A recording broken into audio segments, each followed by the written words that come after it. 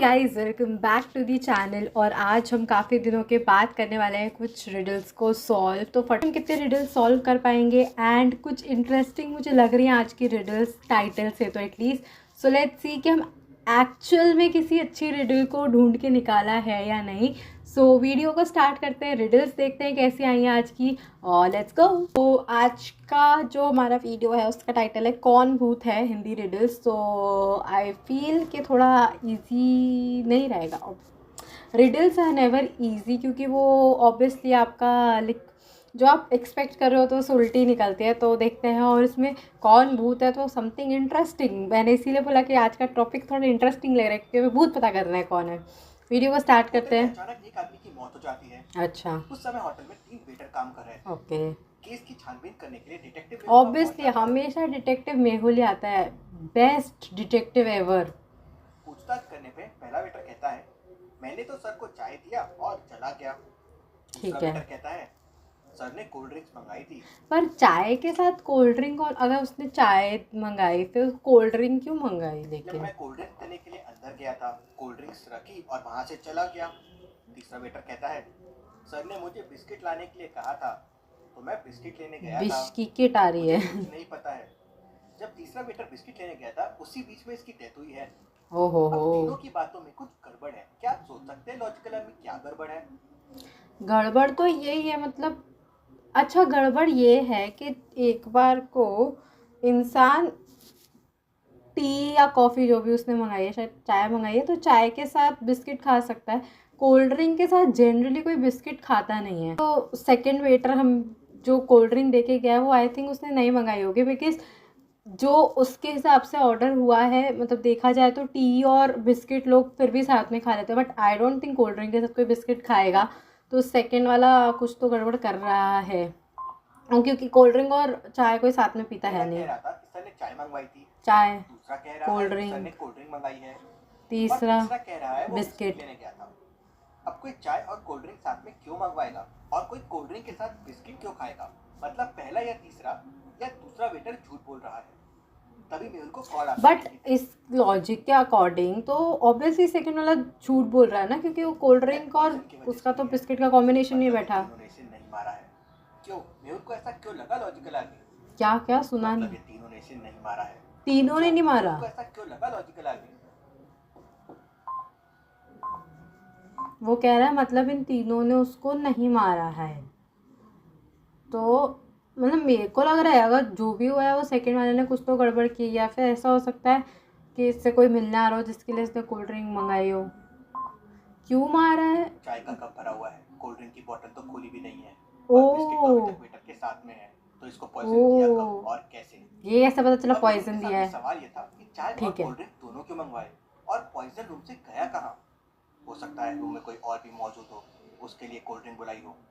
मेहुल देखा, cold drink ये का मैंने फिंगरप्रिंट पकड़ लिया चेक था। करता है तो उसमें मेहुल को कोई फिंगरप्रिंट्स नहीं मिलते हैं।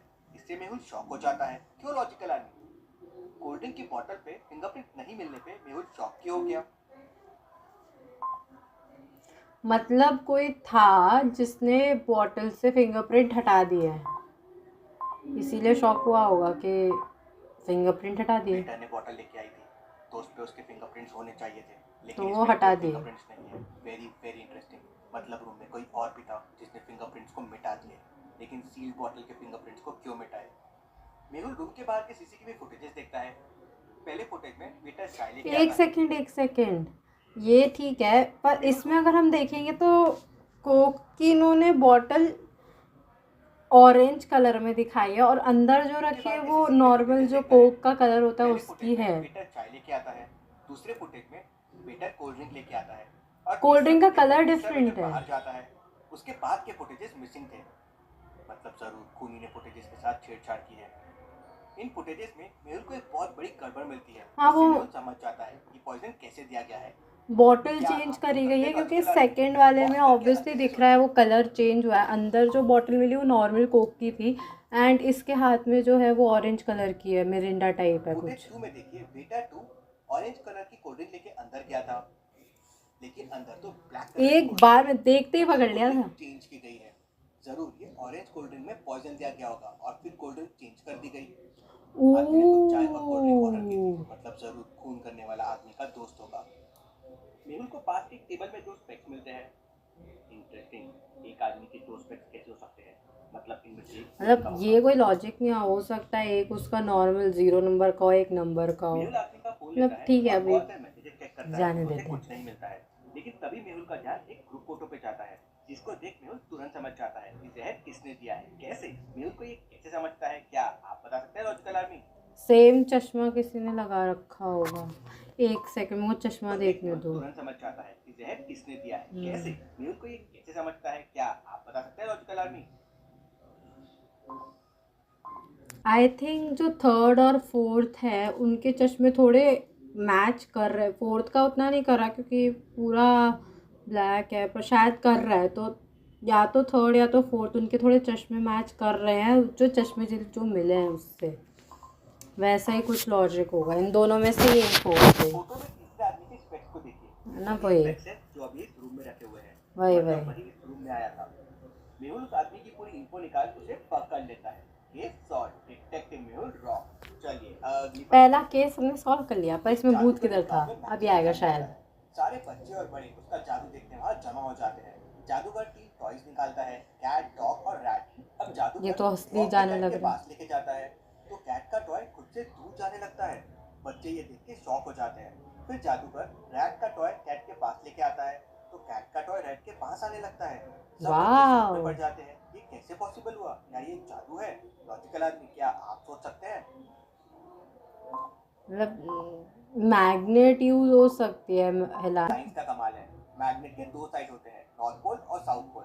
अगर सेम साइड नॉर्थ पोल या साउथ पोल भाई साउथ पोल को अगर ठीक पास है, में लेके मतलब आए तो वो इतना एक दूसरे इतना इजीली गैस कर लूंगी, वो भी तुक्का मारते मारते, क्योंकि मेरे को ये तो था कि मैग्नेट हो सकती है यूज, बट लॉजिक क्या लगाएगा मैग्नेट वाला वो नहीं सोचा था, बट को रिपेल करते हैं और मैग्नेट का मैंने दूर जाते सोच हैं। लिया था। और अगर अपोजिट साइड लेके आए तो वो एक दूसरे को अट्रैक्ट करते हैं और एक यस, दूसरे के पास आने लगते हैं। जादूगर ने मैग्नेट इजी। को टॉयज के अंदर डाल दिया था। अब कैट और डॉग में इस तरह से नॉर्थ पोल था, नॉर्थ नॉर्थ इसलिए तो जब डॉग कैट के रिपेल पास आ कर रहा गए। था तो कैट दूर जा रही थी। तो समझे आप? चलिए अगली पहेली देखते हैं। धमाका सिंह के पीछे ये पुलिस इतनी लटका सी दी। पहेली थी, दैट वाज इजी। धमाका सिंह पुलिस से बचते हुए तेजी से आगे निकल जाता है, ओके। तो उसे सामने दो घर दिखते हैं। वो एक घर का कांच तोड़ता है और उसके अंदर चला जाता है। इतने से तभी कांच दूसरे में घर वो का भी कांच पहुंच गए। टूटता है। पुलिस वहां पहुंच जाती है। क्या आप दोनों घरों को देख के बता सकते हैं धमाका सिंह कौन से घर में घुसा है, ए या बी?